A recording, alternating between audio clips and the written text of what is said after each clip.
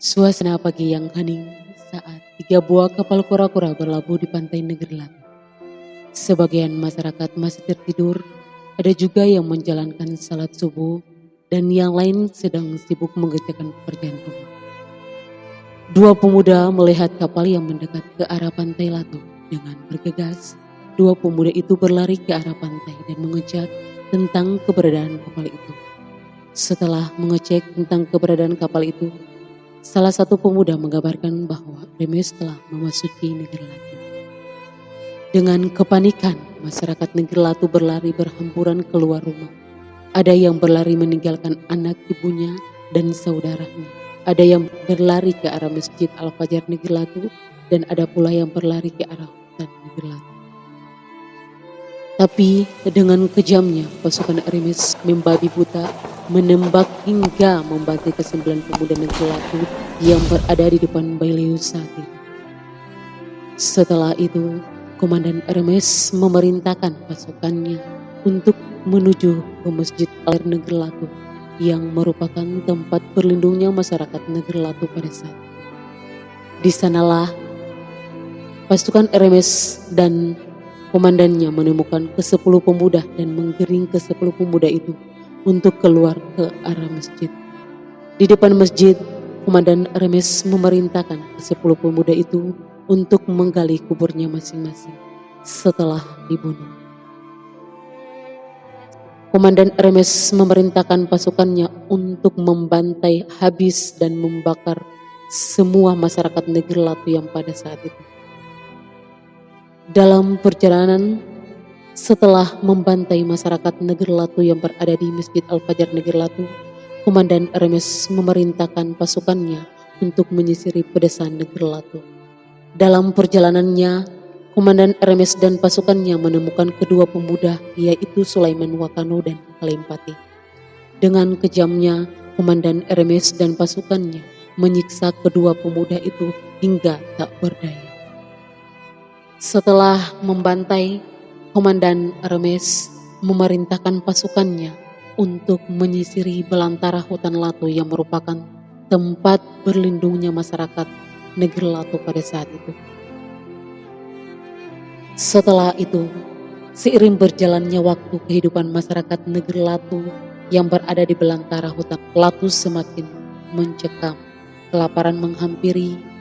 Masyarakat Negeri Latu harus bertahan hidup di belantara-belantara hutan Negeri Latu pada saat itu. Ada sebuah kelompok masyarakat pada saat itu yang mengalami penderitaan yang luar biasa, yaitu Ibunda Saipah dengan anaknya. Pada saat itu, Ibunda Saipah dengan anaknya Jainal harus bertahan hidup di belantara hutan Latu. Ibu Saipah yang tak berdaya dan tak bisa berdiri dari tempatnya. Dengan bersamaan kedua saudara perempuannya pada saat itu. Tapi dengan serempak bergegaslah seorang pria ke arah mereka dan mengabarkan bahwa mereka harus meninggalkan tempat itu karena pasukan Remes telah mendekat ke arah mereka. Dengan bergegas, kedua perempuan dan satu pemuda tadi harus dengan berat hati harus meninggalkan Saipah dan anak-anaknya tadi dengan berbekal meninggalkan setempurung sinoli dan sepenggal kasibi bakar untuk ditinggalkan bersama ibu dan anaknya tadi. Dengan teriakan dari seorang anak kepada ibunya, "Ibu, bangun," tapi dengan bahasa Latunya yaitu "Nyae hanunia hanu poiswa," tapi suara itu tidak terbalaskan. Dengan kesedihan entah apa yang terjadi pada saat itu. Dengan seiring berjalannya waktu pula, kehidupan semakin mencekam masyarakat Negeri Latu pada saat itu. Kelaparan menghampiri. Mereka harus bertahan di bawah belantara-belantara pohon. Harus bertahan hidup memakan barang mentah-mentah yang bisa mengganjal perut demi bertahan di belantara hutan Latu pada saat itu. Seiring berjalannya waktu, pada tahun 1952, 3 batalion cendrawasih untuk melumpuhkan gerakan Remes, batalion yang dipimpin oleh Letnan Ajawaila itu terdapat 5 prajurit anak negeri Latu, yaitu Abu Hasan Kakiai, Jalal Belu, Jatuakano, Muhammad Salepati, dan Jailani Patimura. Ditambahkan lagi 1 pemuda pemberani negeri Latu pada saat, yaitu Tete Gause. Ke-6 prajurit pemberani ini berjalan menyisiri belantara hutan Watui untuk mencari keberadaan masyarakat negeri Latu pada saat itu. Sesampai di perjalanan, mereka menemukan salah satu perempuan yang tergeletak dan tak berdaya. Dengan penuh rasa sedih, kelima prajurit dan 1 pemuda itu melihat kondisi yang sangat-sangat menyiksa hati, sangat-sangat memilukan. Dengan spontan, Abu Hasan bertanya kepada sang anak, di mana keberadaan ayah ibunya. Dengan serempak, seorang perempuan itu menunjukkan ke arah sekelompok masyarakat negeri Latu pada saat itu. Dengan menggotong seorang perempuan itu, Abu Hasan dan pasukannya menuju sekelompok masyarakat negeri Latu pada saat itu.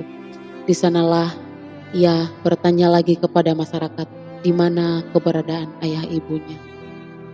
Dengan tunjukan dari seorang perempuan pada saat itu, di sanalah ibumu berada. Abu Hasan dengan serempak melihat salah satu perempuan yang tergeletak lemah dan tak berdaya pada saat itu. Dialah ibunda dari Abu Hasan Kakiai, dan tak berdaya, tak kuasa menahan tangis. Abu Hasan memeluk ibunya dan bertanya, Nyaam, kenal beta kasing, dengan bahasa Ambonnya kenal beta kasing. Tapi dengan terbata-bata seorang ibu tuh melihat ke arah Abu Hasan, dan dengan spontanitas ibu itu mengatakan bahwa Ale Abu Hasan ke ya elonya Abu Hasan, dengan tangisan yang luar biasa karena ibu tadi telah menemukan anaknya. Dengan keberanian kelima pemuda itu cendrawasih untuk melakukan gerakan Remas itu, dan 1 pemuda pemberani yaitu Gause, kelima prajurit dan 1 pemuda pemberani itu menggotong masyarakat negeri Latu dari hutan Watui menuju negeri Leparisa Amalatu yang tercinta sampai detik ini.